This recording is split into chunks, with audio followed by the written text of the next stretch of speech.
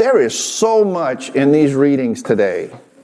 All three readings are just full of information, full of life-giving knowledge for all of us. I could stand here for an hour and probably never touch everything that's in these readings. But lucky for y'all, my knee hurts, and I'm not going to stand here for an hour.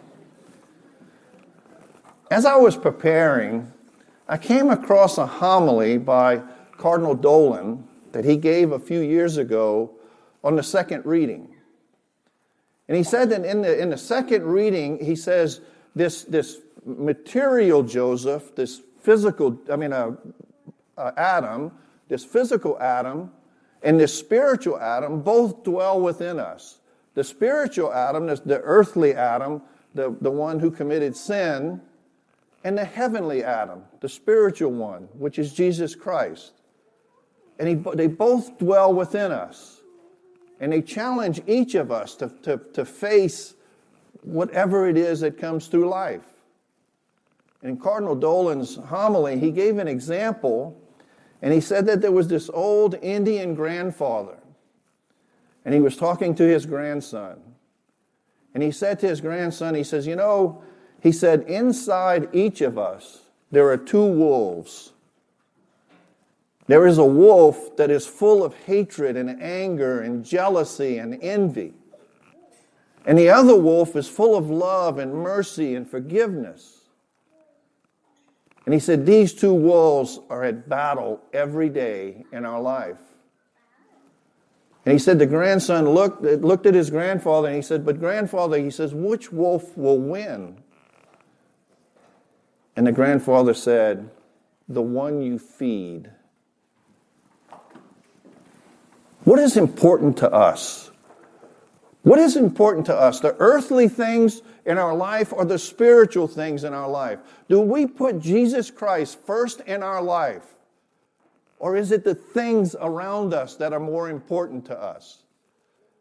I bet you if we did ask for a show of hands about the gospel today, we would say we could probably get it voted out that say that, okay, you know what, we can just skip this one, right? Because this one's not an easy one to listen to, with this love your enemies thing and all of that. And oh gosh, I could do without hearing all of this today.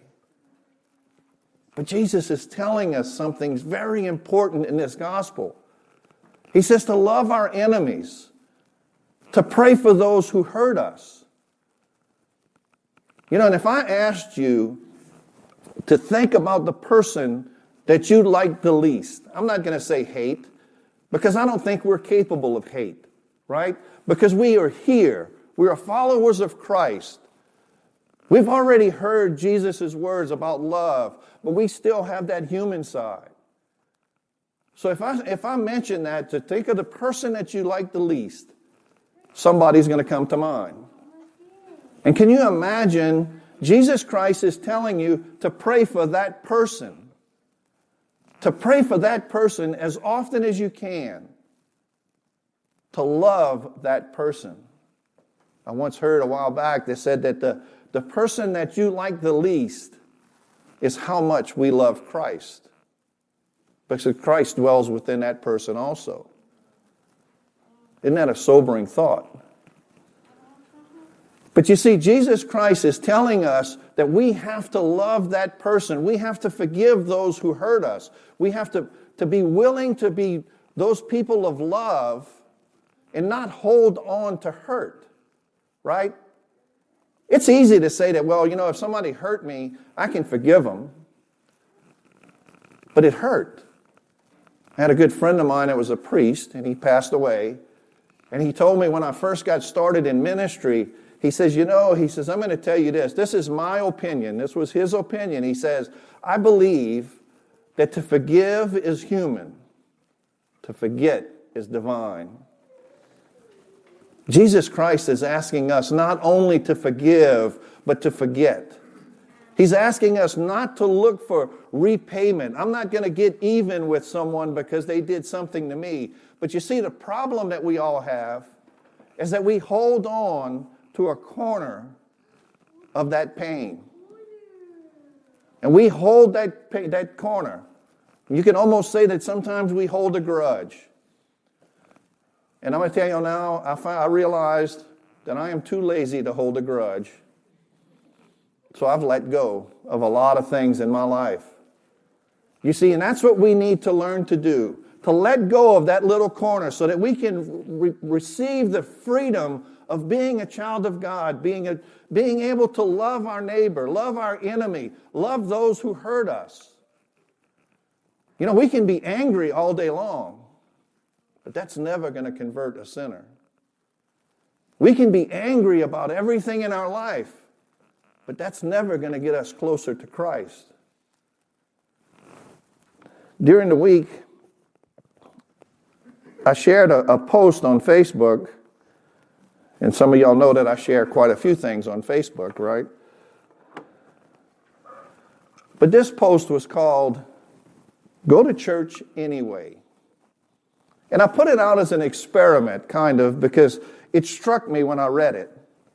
And it said, and I'm not going to read the whole thing, but it says, if you are having sex before marriage, go to church anyway. If you are a drug addict trying to beat an addiction, go to church anyway.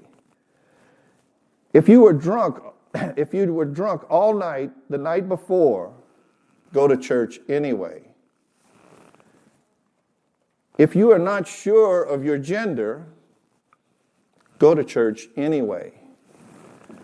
If you're trying to quit a disgusting habit, go to church anyway. It says, church is a hospital for the broken, lost, empty, confused, desperate, and rejected. Go to church anyway. You see, we come here to worship God, but we also come here because God is reaching out to heal every one of us, because we're all broken in some kind of way. And that's why we come. That's why we come to feel, to receive that peace that Jesus Christ wants to offer us. But you know, when I posted this, a lot of people started responding.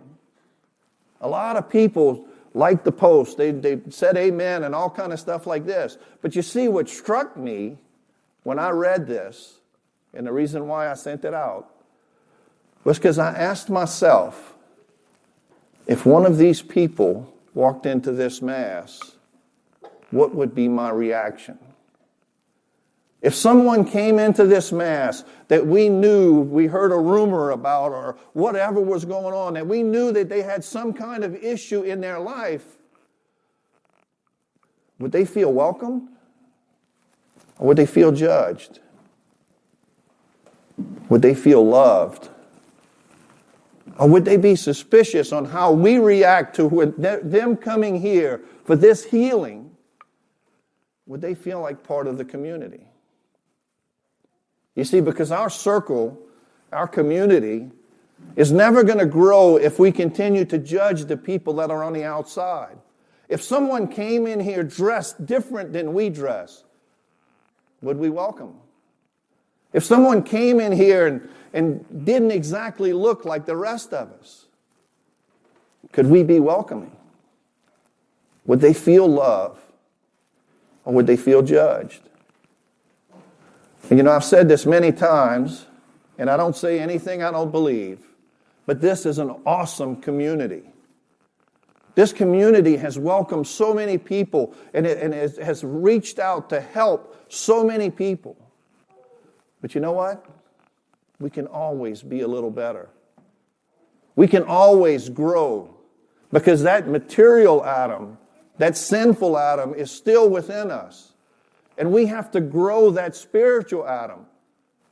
That wolf of love and compassion has to grow within us. That's the one we need to feed.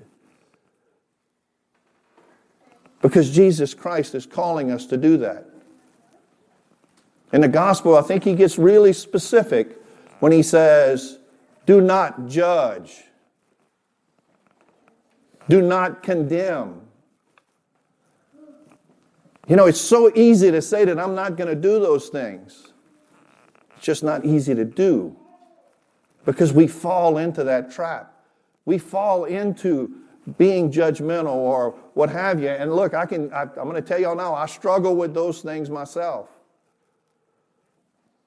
But Jesus Christ is telling us not to judge. You see, because we set the standard for our judgment.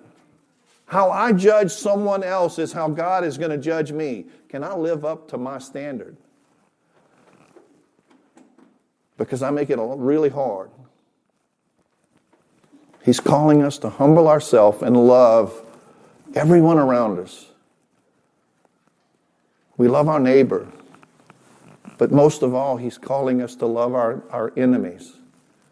He's calling us to love those who hurt us, to forgive. You know, and I guess there's quite a few people that can vouch that I'm pretty good with quotes lately. I send out a quote to a lot of people every 6 days a week. But I have a new one. And this quote is something that we maybe should learn to live by. And it says that someone else's issue is not mine to say, but mine to pray. You see, if you need prayer, let me know that you need me to pray for you. I don't need details. I just need to know that you're hurting, that I can pray for you to help you out. I don't need to and I'm not going to tell anyone else that you asked. You see, because your issue is not mine to say, but mine to pray. And I am willing to pray for each and every one of you because I love you. Just as Jesus Christ is calling us to love one another. Can we do that? Can we stop judging people? Can we let go of the hurt that lives within us so that we can have that freedom and peace of Jesus Christ?